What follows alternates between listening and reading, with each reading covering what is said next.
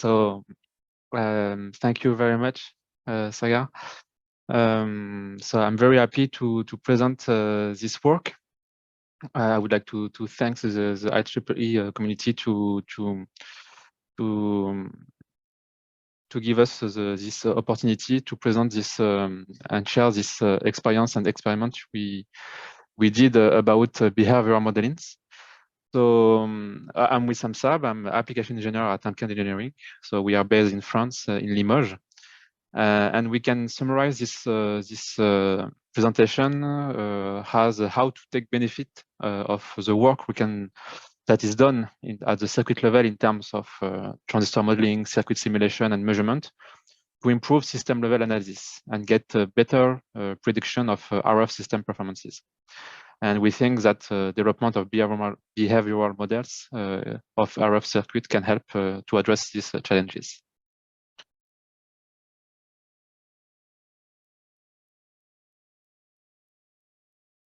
So I will start with a quick introduction and then deep dive into the PA behavioral modelings and give you at the end some application example of these different models. So when I say system, I'm talking about this kind of architecture that mix digital, analog, and EM part. So here we present a phase array antenna system in which we can see the antenna panel with a larger number of radiating elements. Behind this each radiating element, we can have a RF front end and many circuits. And all this can be controlled with this baseband digital part. And the goal is to be able to predict the performances of this whole system. That is to say, predict the radiation pattern controlled by the digital part, taking into account all the impairments we can have in the analog part. And for that, we need some behavior models to be able to simulate this whole system using complex modulated signals. And for this, to do an effective exploration, we need to have accurate and robust behavior models of different RF circuits, and also especially for the power amplifier. That is a critical element in this system. So I state that the power amplifier was a critical element, firstly because it consumes most of the parts of the available DC power supply. We have seen that in the previous presentation. So this PA is an element that will influence the sizing of the battery and the size of the solar panels, for example, for satellite system. And also because it is at the heart of the search of the best compromise between two conflicting goals: high efficiency and high linearity. And this is illustrated here by the characteristic of a PA. So we can see the gain in blue and the efficiency in red. And it can be seen that the efficiency peak is in the gain compression range. And this is where the trade-off lies. So in the literature, we can identify two kinds of models. Firstly, the physical models, which will be useful during the design phase of the power amplifier. They provide a detailed description of the internal structure of the device, but have the drawback of being costly in terms of simulation time and memory if we want to perform modulated signals. So they are therefore not suitable for the final system tuning phase, which use complex application signals. On the other hand, we have the so-called black box model or behavior models, which simply describe the input-output relationship. And the advantage here is that the simulation time and memory requirement are much lower. So let's go into this PA behavioral modeling. So for this process, behavioral modeling can begin by measuring an existing device. So here the PA can be characterized using a vector network analyzer, a VNA, to measure the power waves at in the calibration plane at the input and output of the amplifier. This measurement data will be used to identify the coefficient of a model, and this model will attempt to accurately describe the input-output relationship so that it can be then integrated into a system simulator. So the model can be therefore be simulated alone, in order to predict performances in phase of application signal, or as a part of a global simulation integrating an entire transmission chain. So generally, this system simulation take place in the time domain in which certain considerations must be taken into account. In particular, with the fact that we are considering bandpass system, sorry. In other words, only the response to the fundamental of the PA is retained. So the harmonic generated by the PA non-rarities are considered here as filtered by the system. And on this response to the fundamental, we only deal with the envelope of the signal.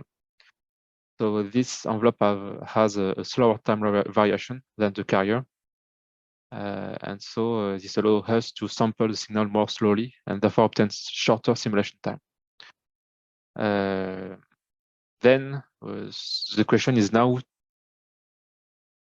how is to find the mathematical function that describes the relation between the input and the output envelope of the power amplifier.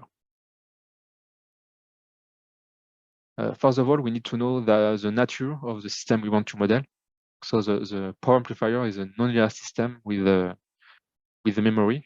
And here we represent the time domain signals at the input and output.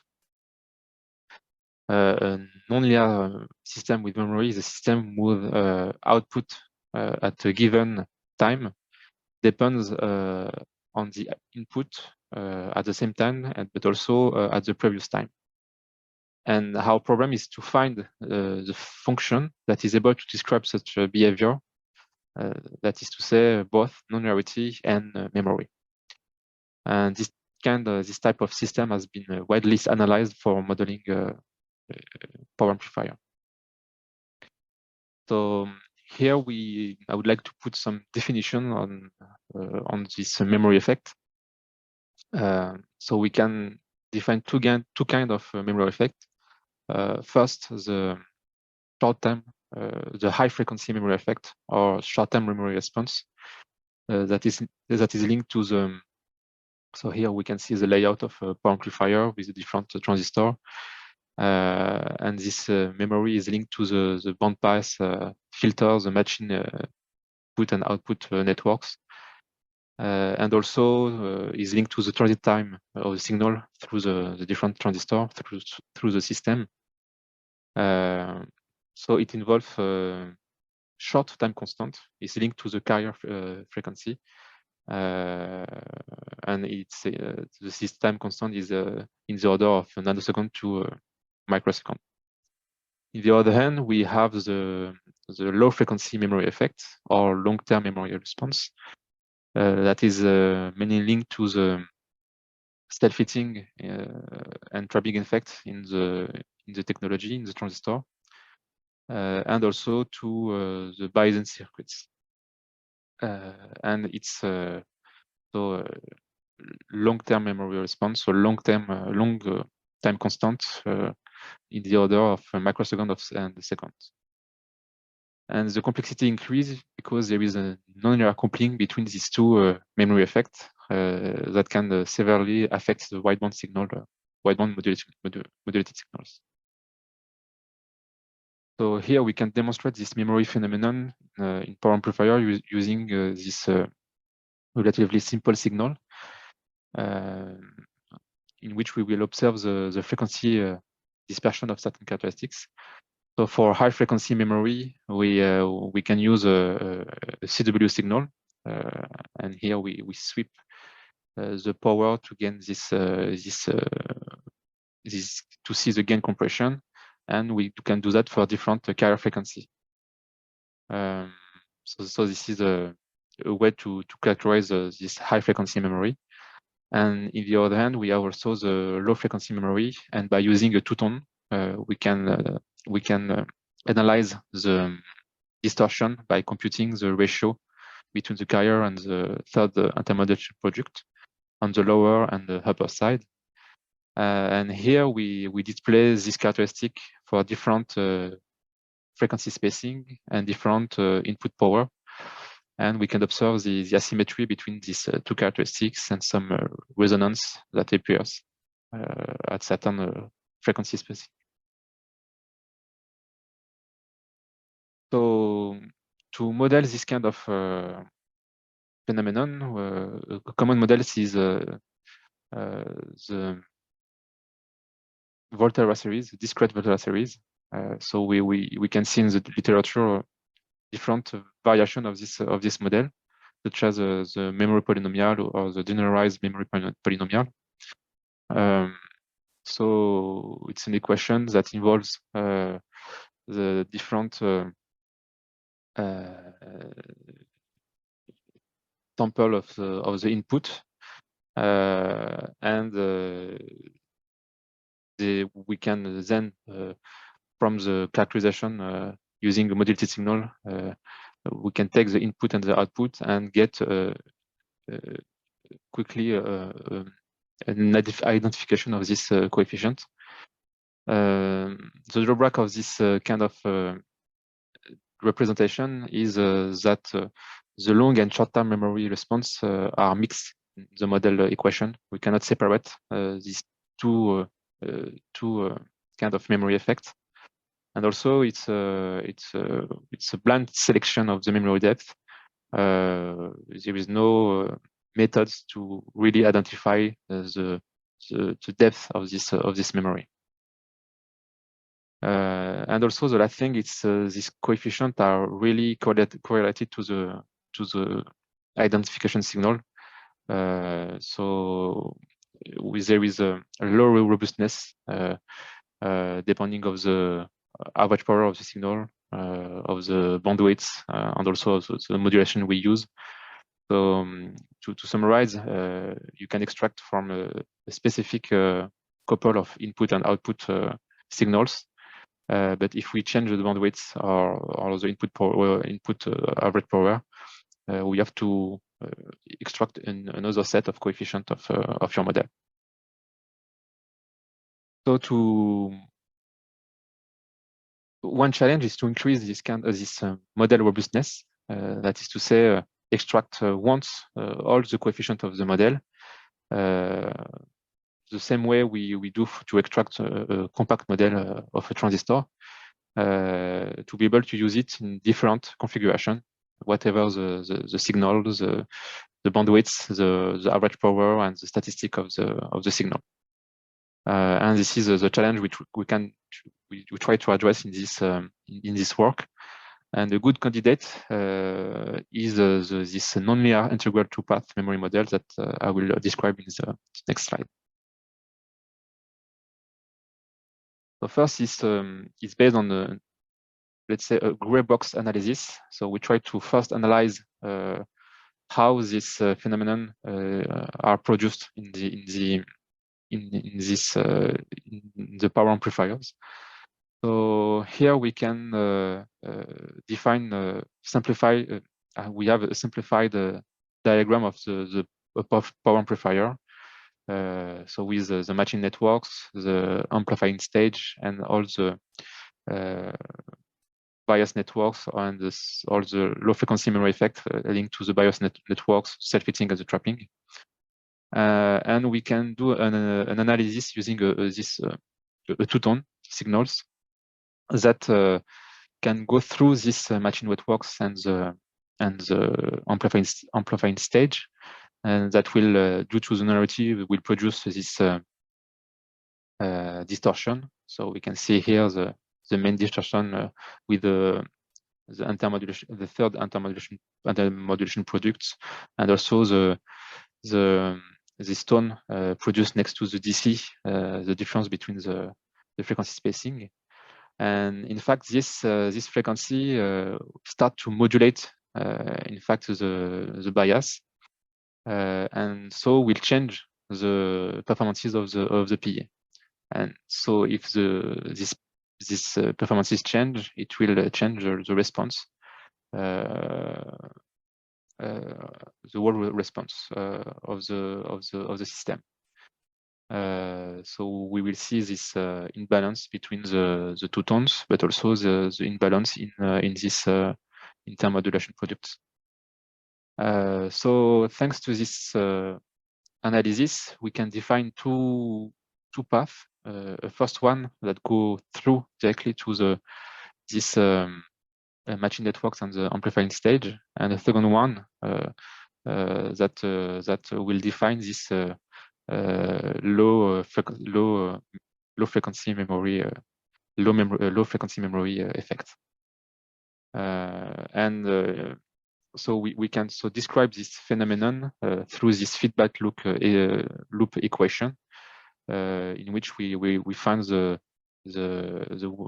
function y st for short term that correspond to this short term path, and the function m lt for long term path that will modulate this fast path. And these two separate paths are described through this nonlinear integral equation, in which we have kernels that depends on the input power level, and also to the delay between the different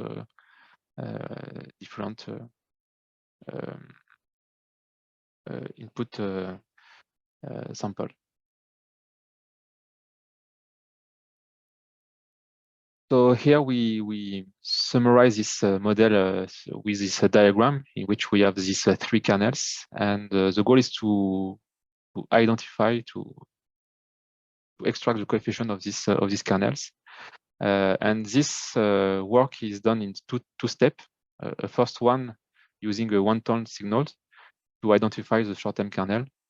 So it's in fact we use we do a power sweep and a frequency sweep to get the AM and AMM characteristics, and in that way we can get this gain that depend of the power and the carrier frequency. In the other hand, we to identify the long-term kernels, we use a specific two-tone signal. So in this signal, we have a large tone that is fixed at the center frequency. So we sweep this large tone, and we have another tone for at a low level that is swept, in which we sweep the frequencies between these two tones. The goal is to scan the different time constant for the different input power of this large tone. And thanks to this signal at the output, we have still these two tones and also this third intermodulation product. And we compute two characteristics: the parametric gain, GP, that gives the ratio between the input and output small tone, and the conversion gain that computes the ratio between this third intermodulation product and the input small tone. And we do that. We scan the power range and the bandwidth of interest. So thanks to this measurement or circuit simulation, we thanks to this data, we can compute the coefficient of our models. Another phenomenon to take into account that becoming increasingly important to take into account is the sensitivity to the mismatch. So previously we only consider a 50 ohm device, and here we would like to take into account also we call that the bilateral effects, so the sensitivity to the mismatch. So for that, we have another model that now has to take into account the power waves at the input and the output of the power amplifier. And the goal is to compute to find a mathematical formulation that describes, that predicts the reflected input and output power B1 and B2, depending of the excitation A1 and A2.